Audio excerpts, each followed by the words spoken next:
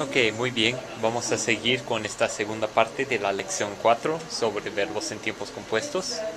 Quedamos en esta diapositiva sobre el participio presente. Entonces recuerdan que el participio presente es el que termina con ing. Y vimos dos usos del participio presente.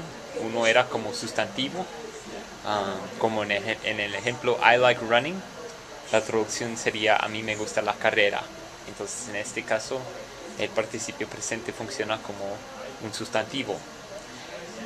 Otro uso del participio presente es como un tipo de verbo en tiempo compuesto, y ahí está un ejemplo de eso. I am running es la traducción de yo estoy corriendo. Entonces estos son dos usos del participio presente. Ahora vamos a pasar al participio pasado. Ok. El participio pasado en inglés se llama past participle. En el caso de los verbos regulares, el participio pasado es el verbo conjugado en el pasado. Por ejemplo, con el verbo say, to say, que es equivalente al verbo decir en español, to say, decir. Ese verbo en el pasado se conjuga como said, said, S-A-I-D, said. Es la conjugación en el pasado del verbo say, que es decir, say.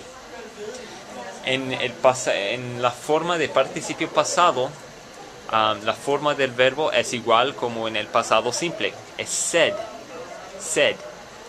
Sin embargo, entonces eso es un ejemplo de un verbo que en el participio queda lo mismo como en el pasado simple.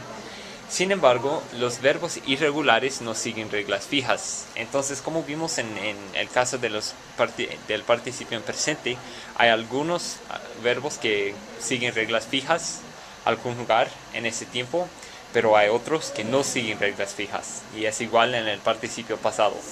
Hay una lista muy grande de participios que tenemos para ustedes si lo quieren. Nada más hay que pedirnos a través de proyecto de GED@gmail.com. Pero para aprender el participio pasado es importante memorizar las formas para la mayoría de los verbos, porque la mayoría son verbos irregulares, entonces no son fácilmente conjugados y hay que memorizar las conjugaciones de ellos. Entonces, para ver una lista más completa de las reglas de verbos irregulares, también se pueden referir a la página 119 del libro, y es el libro de GED que hemos estado recomendando al fin de las lecciones. Entonces aquí están algunos ejemplos de los verbos irregulares. To break, que es quebrar, se convierte en broken en la forma de participio pasado. Broken. En español eso sería quebrado. El verbo drive en la forma de participio pasado es driven. Driven. En español es manejado. To buy, que es comprar, el participio pasado sería bought. Bought. El participio pasado de buy es bought. Y en español eso es comprado. Entonces ahí están algunos ejemplos de verbos irregulares. Pueden ver que no siguen reglas fijas, como en el ejemplo de broken. Broken parece muy diferente que break. Ok, entonces ya que aprendimos un poco sobre cómo parecen o cómo son las conjugaciones del participio pasado, vamos a ver algunos de sus usos. Puedo usar el participio pasado para transformar verbos en adjetivos. Por ejemplo, broken glass. Broken glass. Vidrio quebrado. Quebrado. Entonces en ese caso usamos el participio pasado broken, que es el verbo break, y lo usamos como adjetivo para describir el estado del vidrio. Broken glass quiere decir vidrio quebrado. Entonces no funciona como un verbo en este caso, funciona como un adjetivo o modificador. Otro uso del participio pasado es como un verbo auxiliar.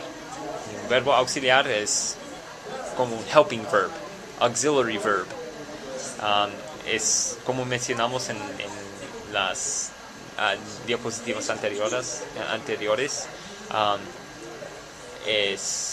Un verbo auxiliar no es el verbo principal, pero es un verbo importante al formar los tiempos compuestos. Entonces puede combinar el participio pasado con un verbo auxiliar como to be o to have. Y puede usar uno de los dos y a veces pueden usar otros verbos también. Pero vamos a ver algunos ejemplos después. Cuando hacemos esto, creamos los tiempos compuestos.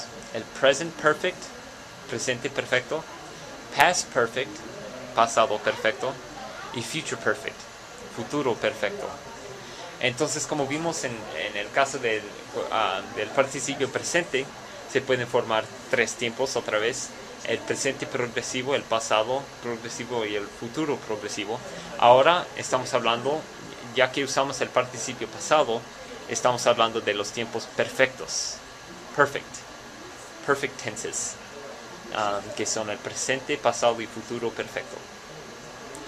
Entonces ahora vamos a hacer un repaso o un ejercicio breve de estos tiempos. Present perfect. Ok, ahora vamos a hablar sobre el presente perfecto. El verbo auxiliar, haber, en español significa to have en inglés. Para el presente perfecto, las conjugaciones de to have son las siguientes. Entonces, el verbo auxiliar que vamos a usar primero para formar los tiempos compuestos es haber o to have. Y aquí están las conjugaciones. I have. Has, you have.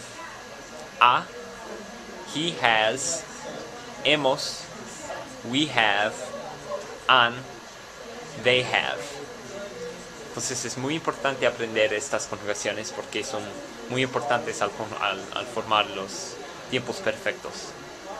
Después del verbo auxiliar to have en tiempo presente, usamos el participio para formar el presente perfecto. Entonces vamos a ver cómo funciona. Aquí están los ejemplos. Y vamos a usar el verbo to make, a mistake. A mistake. Ahora vamos a usar, primero tenemos que encontrar la conjugación correcta del verbo auxiliar. Y el verbo auxiliar es to have. To have. En el primer ejemplo, el sujeto es ¿quién?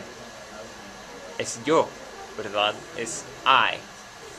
Entonces vamos a conjugar el verbo to have según ese sujeto. I have. I have.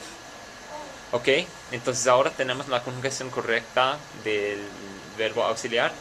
Ahora tenemos que conjugar el verbo to make para que esté en la forma de participio pasado. Entonces el verbo make en participio pasado es es exactamente el mismo como el mismo que el verbo en pasado simple, que es made. Made. M-A-D-E. Made. Entonces la oración correcta sería I have made a mistake. I have made a mistake. Ya está, ahí está have, el verbo auxiliar, conjugado según el sujeto. Y ahí está el participio pasado, made. El participio pasado del verbo make. Oh, perdón. El segundo ejemplo dice his homework. Y vamos a usar el verbo to do. Primero buscamos la conjugación correcta del verbo to have, el verbo auxiliar. Y entonces tenemos que ver el sujeto. En este caso el sujeto es he o él. Según ese sujeto vamos a conjugar el verbo to have. Entonces tenemos he has. He has. Ok, entonces ahora tenemos el verbo auxiliar conjugado. Ahora vamos a buscar el participio pasado del verbo do.